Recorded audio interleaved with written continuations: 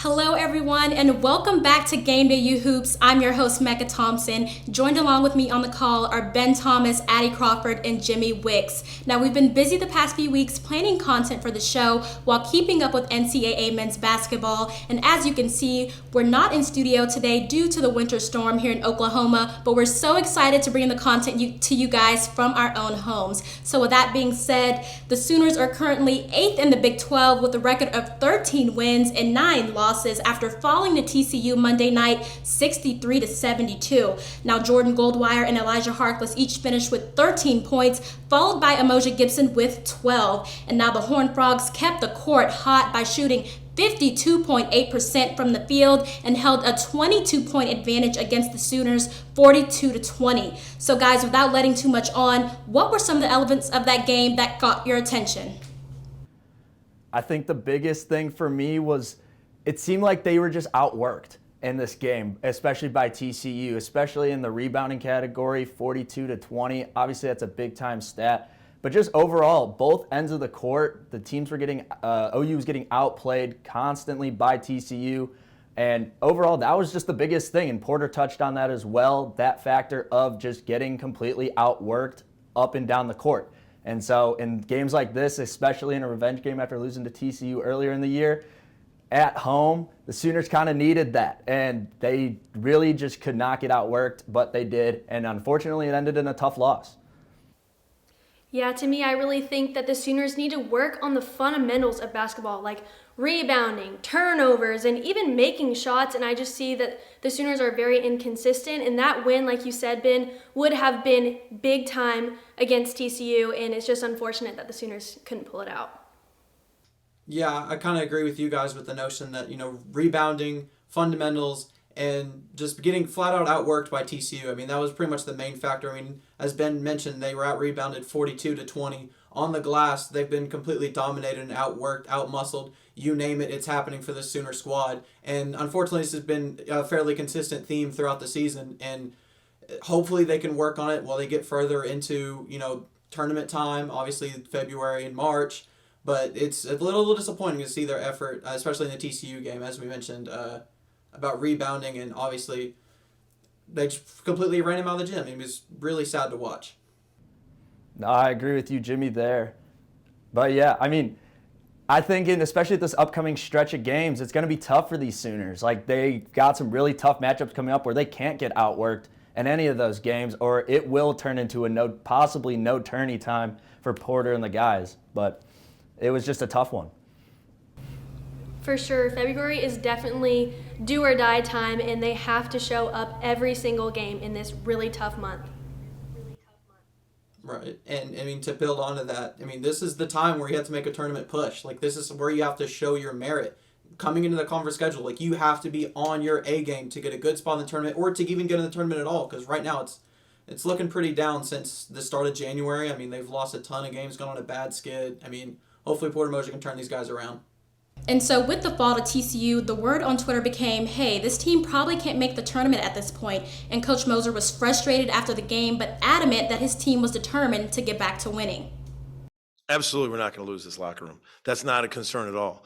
That was our message. There's a lot of opportunities for great games coming here, and we've got to play better. It was great to see Elijah get back and have a solid game. But these teams we're playing are too good. We can't have like two guys play well.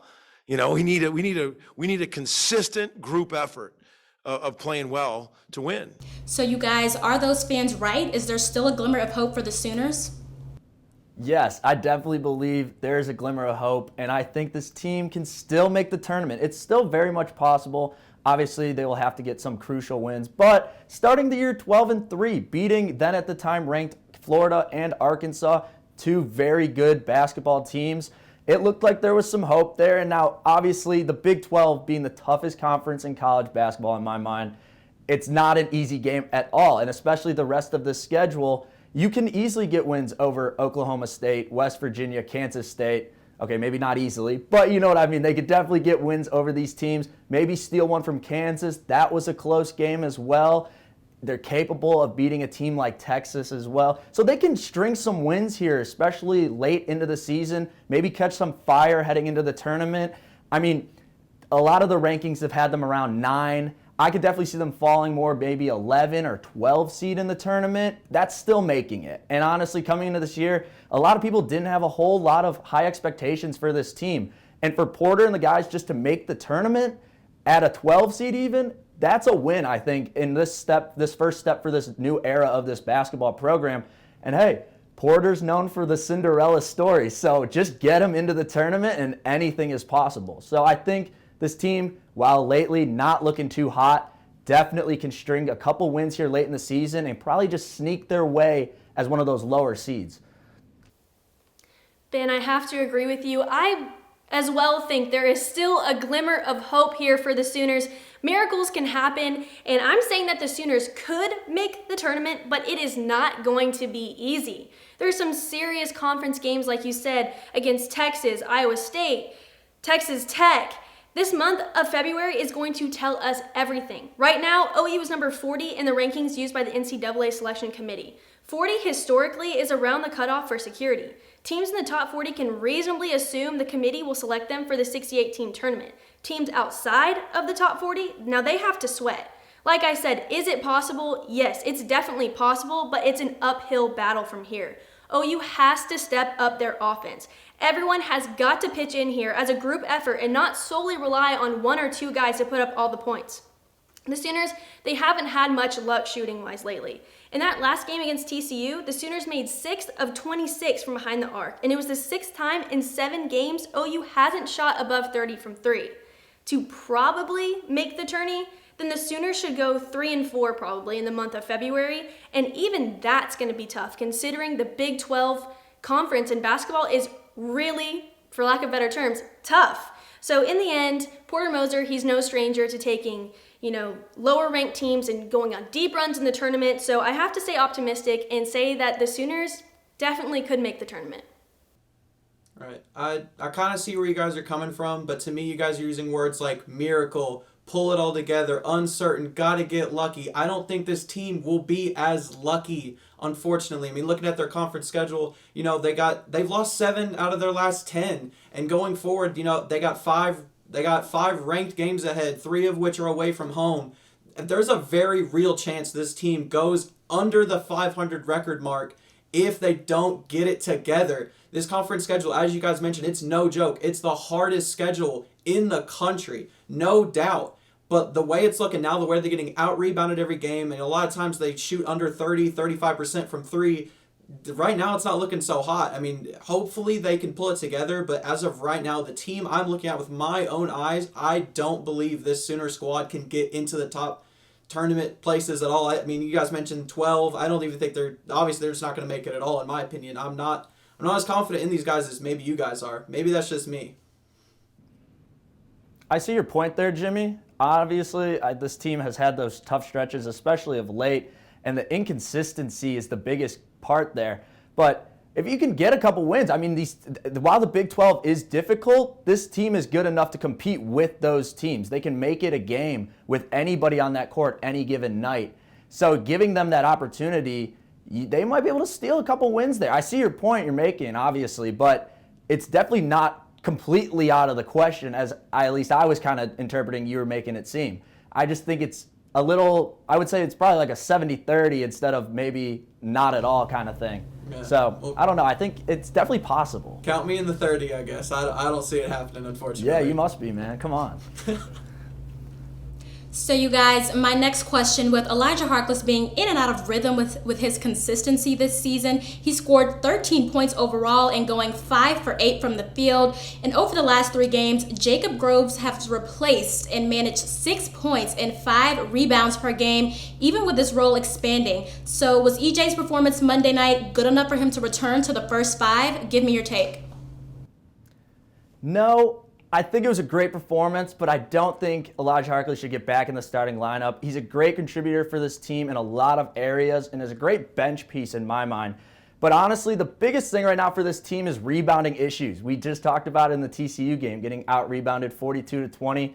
I would personally like to see them run like big ball, just run a bigger lineup, and just have Goldwire, Gibson, 1 and 2, Jalen Hill, slide him up to the 3, run Tanner at the 4, and then have either Maween or Chagua at the 5. I think that would be a huge thing, a huge added factor to this team, allowing them to work in that transition game. You can't work the transition game unless you get those rebounds, and that'll be crucial. Now you have your 3 through 5 at 6'8" and above, and then you would still have Harkless and Jacob Groves coming off the bench, Bijan obviously as well at the guard position, but you would have that size coming off the bench, which the Sooners desperately need right now.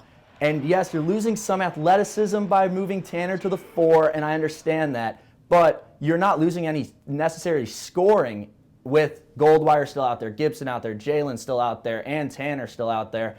So you're not losing that aspect. And honestly, I think it might actually help them on the defensive side of the ball, being able to guard the paint, low in the post, stop some guys driving to the basket. So I definitely think that added size element will help this team, and it'll actually be beneficial for this team, because once you get those rebounds and you can work that transition game, I think that's one of this team's strengths, is that transition game and being able to get those boards and work it, but they can't until you get those rebounds. So EJ's great, he had a great performance, but I don't really know if I would still have him in the starting 5. Ben, I have got to disagree with you there. Fixing the rebound issue is not going to magically make the Sooners this amazing team. I just have to disagree. Elijah Harkless, he was in a slump, and it happens to the best of athletes. It really does. He did his time on the bench for 3 games. He came back against TCU, and I think that he rocked it. He scored a tying team high of 13 points with Jordan Goldwire. Harkless on 5 for 8 shooting with 3 assists and 2 steals. As a senior, he provides the much-needed experience on this roster and was one of the only consistent offensive sources for the Sooners. Earlier in the season, Harkless was able to become a go-to scorer in crunch time, and I'll be real, his efficiency was not there for a little bit, hence why he didn't start, was sitting on the bench. But if I could take something positive from this TCU game, it's this solid performance from Elijah Harkless. It was just nice to see him back in action, and going into a big Bedlam battle on Saturday in Stillwater, the Sooners have to be on their A-game in all cylinders. It could come down to the wire and come into these crunch time plays, and Harkless is the guy for that. So without a doubt, I think Elijah Harkless deserves to be in this starting 5. I agree. I definitely think Elijah Harkless should be in the starting 5. I mean, as you mentioned, the transition game is one of the Sooners' strengths, and I think Elijah Harkless helps that immensely. But on the counterpoint, I see what you're saying when you say you need rebounding and, defending the paint. A lot of that just kind of comes down to hustle and coaching, and I think hopefully with Elijah Harkless on the floor, it kind of relieves the stress on them. But I think they just need a secondary ball handler at this point. They need somebody who can bring that kind of senior experience and really get the offense moving in transition, or maybe even, obviously in the half court. I think Elijah Harkless would be a good person to fill that role. He has those qualities, and maybe he can bring the Sooners back on track. And so the Sooners have had a good season so far. Like I mentioned earlier, 13 wins and 9 losses, and 4 of those losses are with points either 4 or less. And so in my opinion, they're struggling to finish these games in the second half, which is making them falling close to these teams with these close deficits. So Ben, what is OU's Achilles heels in your opinion? To me, it's been OU's Achilles heel, at least these last 4 years that I've been around here. They just don't have that go-to guy. And they have a lot of guys that can score, but they just don't have that number 1 option. They don't have that Trae Young. They don't have that Buddy Hield or Blake Griffin. And yes, Goldwire, Gibson, Tanner Groves, they're all great 2, maybe 3 options on a basketball team. But I'm not sitting there going, I want the ball in these guys' hands when there's I need a bucket, or hey, last shot of the game, I know exactly who I want to go to. They don't have that guy in my mind. And we've seen it in college basketball. You kind of got to have that guy. I mean, Trae Young's OU had a great run there with him, because night in and night out, you knew you were going to get from him, and you knew you could rely on him to, maybe the team went quiet. Well, here comes Trae Young knocking a couple, threes down. Or hey, we need a last-second bucket. Here comes Trae Young coming in with the last-second bucket. So, that's always been that big thing for me. I just think that this team is a great team as contributors to a number 1 guy. And they just are missing that number one guy. They just need that badly, that guy who can just take over games. And they don't really have that guy in my mind. Yeah, Ben, what you were saying, I think maybe with Porter coming in, this is his first year, maybe with recruiting, he can kind of rebuild this program to maybe find that Trae Young or that Blake Griffin to really be that go-to guy for the Sooners. But for me, I think OU's Achilles heel is turning over the ball. The Sooners are averaging 15 turnovers a game almost. A few weeks ago against Baylor, OU turned over the ball 25 times. That's just insane to me, and this has been an issue all season long. 22 times against UTSA in November, 20 times against Alcorn in December, and there were plenty of other games in the 15 to 20 turnover range. Not too long ago, the Sooners were on a 4-game losing streak, and turnovers were the common theme. They committed 74 turnovers in just 4 games. That's nearly 19 per game. It's just unacceptable. It shows poor offensive execution. These turnovers are happening because the Sooners aren't executing the basics of basketball, like poor footwork and pivoting. OU has had some trouble shooting, but you know what kills momentum the fastest? Turning over the ball to the other team. On Monday, the Sooners had only 6 turnovers, which is the lowest of the season in their very first game with less than 10 turnovers. OU, to me, is looking sloppy. And they get into these scoring dry spells because it's just turnover after turnover. If the ball can just stay in OU's hands, then I think their record would be a lot different.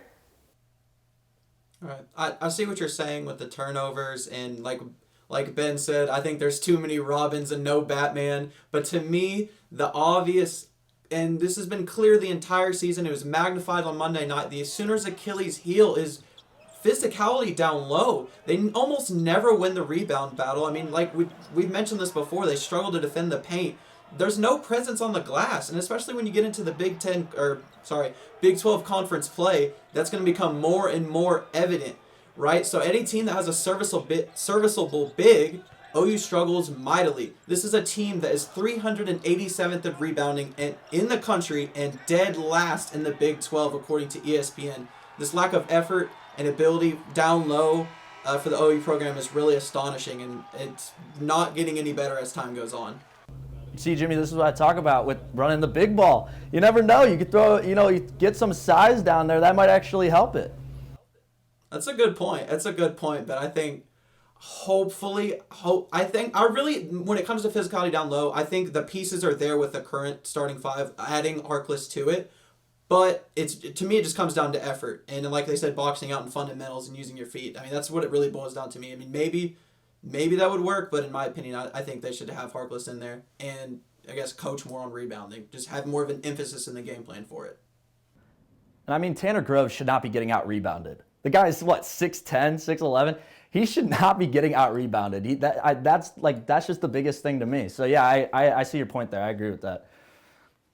Now, when most people think of a family business, you might think of a local grocery store, but for the Mosers, the family business is basketball. Dylan Rivera has the story.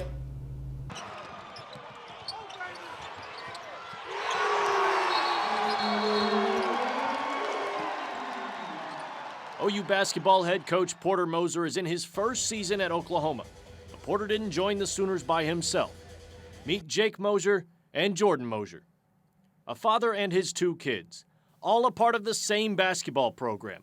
And Coach says he loves having the kids around. It's also been very unique. I don't know how many coaches in the country have a girl and a son, a daughter and a son on the 2 basketball teams as walk-ons, but it's been better than I ever thought. From the outside, you'd think the job of head basketball coach would be so time-consuming that it's hard to find time for family. Jordan says that's not the case with her dad. If he can make one of our games, he'll be there. Or even if it's to just make a practice for us, he will totally be there. So it's really cool for him, his balance. He does such a great job balancing, being there for my family and really being present there, but also being there for his team. For Porter's son, Jake, he finally gets to play basketball under his dad. Against UTSA on November 12th, Jake got in the game, and he hit a huge 3 that made his father proud. The first thing he said was he was great shot and stuff, good job having some confidence and stuff. like you definitely put in the work and stuff for like congrats. And he was just really proud and stuff. For Porter, Jordan, and Jake, the Lloyd Noble Center has become more than just a basketball gym or the office. This place has become more like a second home to the Mosier family. Dylan Rivera, OU Nightly. And in Moser's first season as head coach for OU, he's already racked up 3 wins over top 15 opponents. But the Sooners have 13 wins to their name. Which Oklahoma win stands out to you the most as the best win this unfinished season? To me, so far, the best win comes pretty early on in the year. I talked about it. At the time, ranked and undefeated Florida Gators came to the LNC, and the Sooners stole one from them. And I think that was probably one of their better games, at least I've witnessed from this team. It was the first true tough test of the season for this team, and they stepped up, winning 74-67. Tanner Groves led the way, 20 points. Two more players had over 15. So they were getting contributions everywhere. And they led the game. They beat Florida in field goal percentage, 3-point percentage, turnover margins, and steals. They were getting crucial stops, then crucial buckets. The LNC was electric. It was a packed house. It was an awesome atmosphere. And it just helped this team. It elevated this team as well. And another guy, we just talked about him, Elijah Harkless, had 4 steals that game, where I kind of talked about the contributions here and there. That was one of his better nights in my eyes, especially on the defensive side of the ball. But as that game went on, this place got louder, that team played better, and I thought with all the inconsistencies they've had this year, that was one of the most consistent games I've seen this team play so far this year. And that was just a great, true first test for this team. And I thought it was going to just elevate this team to a whole new level. It really didn't. But still, nevertheless, a great win by Porter and the OU Sooners. Yes, Ben, I have to agree with you. That Florida game was amazing, but I'm going to take you back to January 8th to the Iowa State game where the Sooners upset the then number 11 ranked Cyclones in Norman at the LNC. I'm saying this is the best win this season because the Sooners' offensive struggles were nowhere to be found. The Sooners shot 62% from the field and 82% in the second half. It was Oklahoma's 3rd win over a ranked team this season under Porter Moser. After this game, OU was on the brink of being ranked. Emoja Gibson racked up 20 points, Tanner Groves had 16, and Elijah Harkless had 13. Bijan Cortez absolutely destroyed and picked apart Iowa State's defense. It was this 79-66 win over Iowa State that had the Sooner fans and the Sooners feeling confident. It was also their 4th highest scoring game. If OU played like they did against the Cyclones, then they wouldn't have lost the 4 games afterwards. There's no denying that OU looked incredible, defeating Iowa State at the LNC. Let's just hope that the Sooners can have that same energy when they travel to Ames to take on Iowa State on February 19th. Yeah. It's really funny that you guys mentioned that both games you guys talked about. Elijah Harkless was a key contributor in both games. It's almost like he should be starting, but I'll let that point die for now. For me, OU's best win was back in December against Arkansas at the BOK Center. OU shot an astounding 59% from 3 and beat a then 12th-ranked Arkansas by 22. It's their most complete win on the schedule. In all phases, Goldwire Harkless did a great job distributing the ball. They actually won the rebound battle for once. I mean, oh my goodness, against a then-ranked team. That's fantastic. And when you beat a tough opponent or a then-tough opponent at the time, in all phases of the game, that's a really good way to get your season going as they kind of took forward and then struggled a little bit towards January. But if that's not the best win, I don't know what is. They won in all phases. They beat a tough opponent in a neutral site. I mean, that's a pretty darn good win to me. And now we all know every team has their hiccups, and so far Oklahoma has had 9. So which loss so far was their biggest fumble? I think for me the biggest loss so far this year is the most recent one against TCU at home. I mean, obviously you probably could talk about the blowout loss to Auburn on the road, but I mean, this TCU game was a revenge game at home after losing to them on the road.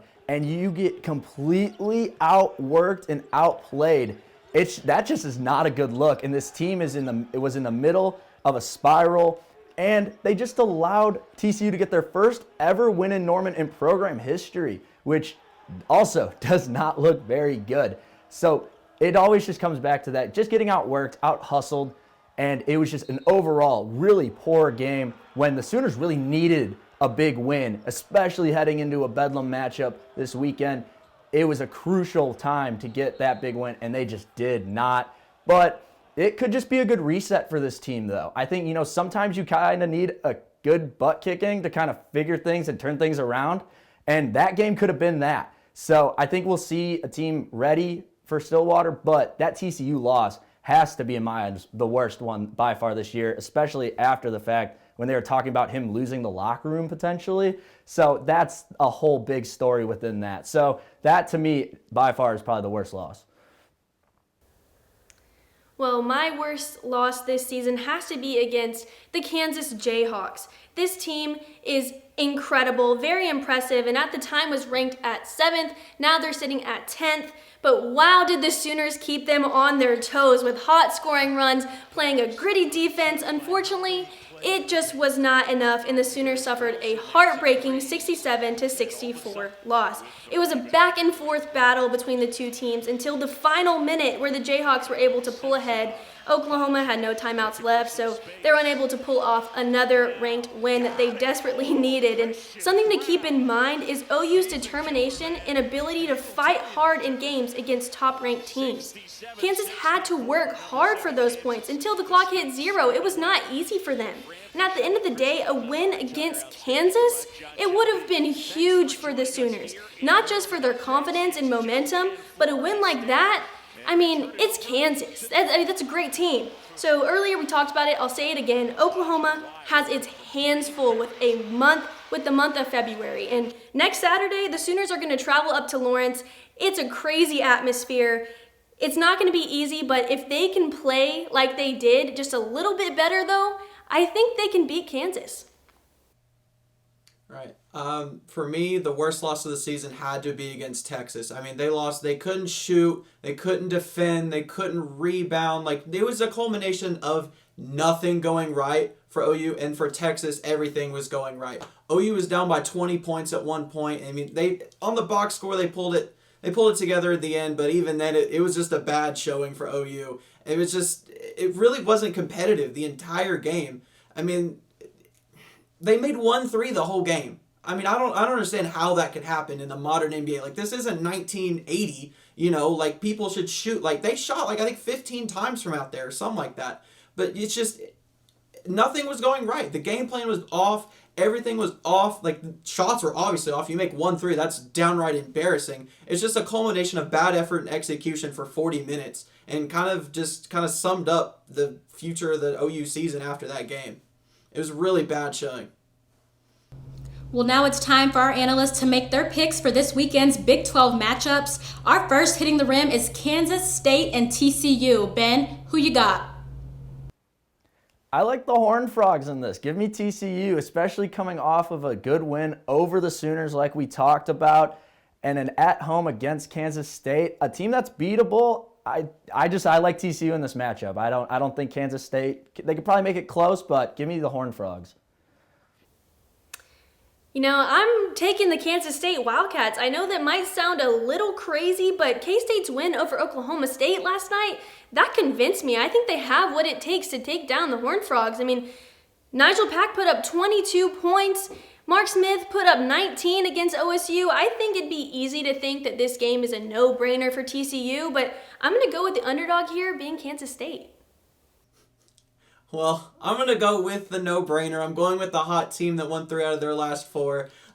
I see Mike Miles and company rolling through Kansas State. Let's be honest, they're the bottom feeder of this conference. They're not really much competition to most teams in this conference. Give me TCU by a lot. And next up on the list are the Red Raiders, who are currently ranked number 14 overall against Bob Huggins' West Virginia Mountaineers. Who's taking the W in this one? Well, it's no easy test to go to West Virginia and pull out a win, but give me the Red Raiders. I like Texas Tech in this one, and they're one of the best teams in the Big 12 in my mind, and I think they can pull out a win. They're coming off that huge win over their former head coach, Chris Beard, in Texas with an electric atmosphere. I think they have all the momentum in the world heading into this game, so I like Texas Tech in this one. Ben, I have to agree with you 100%. The Red Raiders are going to be taking the dub against the Mountaineers on Saturday. I mean, that win over Texas, that was just impressive. The Red Raiders are 6-3 in conference play compared to West Virginia's 2-6. So with that being said, I just don't foresee West Virginia really making any bit of noise against Texas Tech. So I'm taking Red Raiders all the way. I'm calling on Press Virginia, guys. I think they're going to revert. They're going to get back on track after their 6-game losing streak in Morgantown. No easy place to play. West Virginia's been on the wrong side of some tough losses recently, but they've been close games. But nobody can on the Texas Tech roster can stop Taz Sherman. Last time he scored 21 against Baylor. He scored 29 on 67% shooting, along with a 21. As I mentioned, he scored 21 against Texas Tech last game. I think this time around, the other 4 on the floor chip in, and they beat Tech in front of their home crowd. And now the 20th ranked Cyclones will be in Austin taking on number 23 Texas. Who's going to deliver the goods in this matchup? I mean, it's kind of hard to pick Texas. I don't really want to pick them, so I'm not going to. I'm going to go with the Iowa State Cyclones. I mean, it's honestly, I think they've been kind of a surprise team in my eyes. I didn't really anticipate the Cyclones to be how good they are this season. And Texas, I think, is a very beatable team, especially like for the Sooners coming up later in the schedule. But for this game, Iowa State, I like the Cyclones in this one. I think they could walk into Austin and steal a win. I'm going to take the Cyclones as well. Texas suffered a tough loss to Texas Tech, and I think Iowa State is going to hand them that very same L. The Cyclones are loaded with talent, and they proved themselves to be a solid competitor by beating Texas Tech and coming close with Kansas and Baylor. Because of that, I think that Iowa State is going to take this one. Right. I mean, as we saw earlier, I don't think Texas can go bucket for bucket with Iowa State. Last time out, the Cyclones shot 60% from the field and over 40% from deep. Defensively, they also forced 20 turnovers, and you can't beat Iowa State with a sloppy play like that against an experienced and talented team in Iowa State. I got Iowa State winning big in Austin.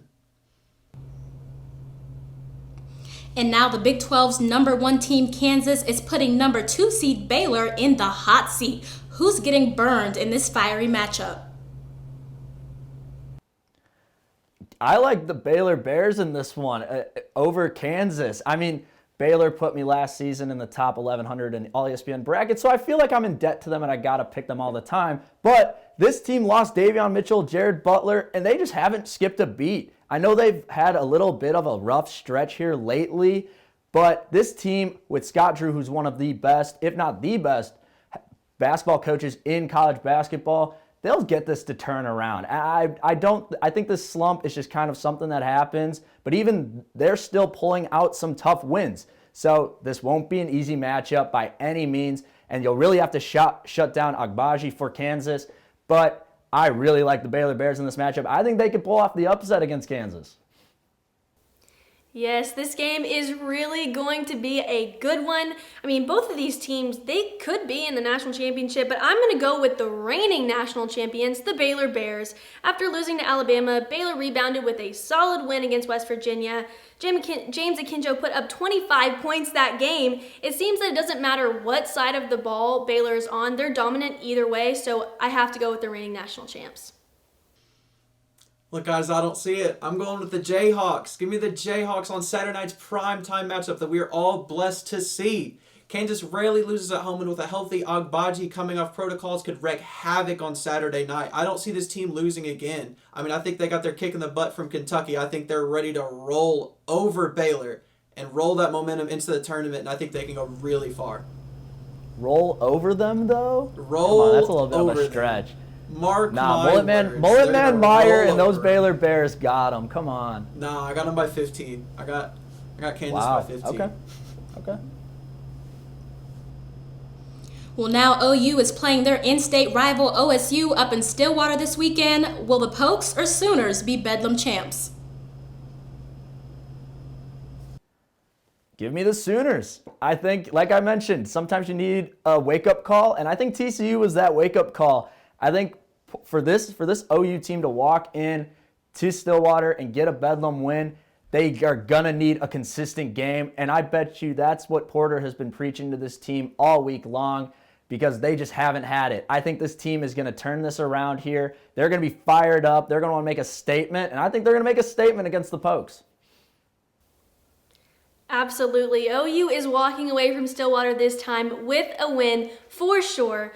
OU has to show up and be on their best game though. Elijah Harkless has to snap out of his slump. Tanner Groves has to make some plays offensively. He started the season as a leading scorer, and OU needs that help now going into this Bedlam battle. I think Oklahoma has what it takes to beat Oklahoma State, so I'm going to go with OU. All right. I mentioned Kansas State as like one of the bottom feeders of the Big 12, and Oklahoma State's one of those teams. Give me OU. Listen, the competition in the Big 12, there's really no gimmies, but Oklahoma State is one of those gimmies, and I think they're kind of few and far between. I think OU can take advantage of this, but in my opinion, this may be a little rude. OSU is that free parking, free space, free real estate win in the Big 12. Oklahoma State has lost their 4 games. They lost by 3, 9, 3, and 5. They can't buy a win. OU has all the tools, the talent, the coaching, you name it. I think they got the advantage in it, and they should win handily. And if they don't, I would be very, very disappointed. Jimmy's really liking the Sooners here. Man, you're going off about it. I mean, I don't know if Oklahoma State's that easy of a win, but, I mean. Easy. All right. Easy money. You're liking these easy money wins here. I do, especially this one.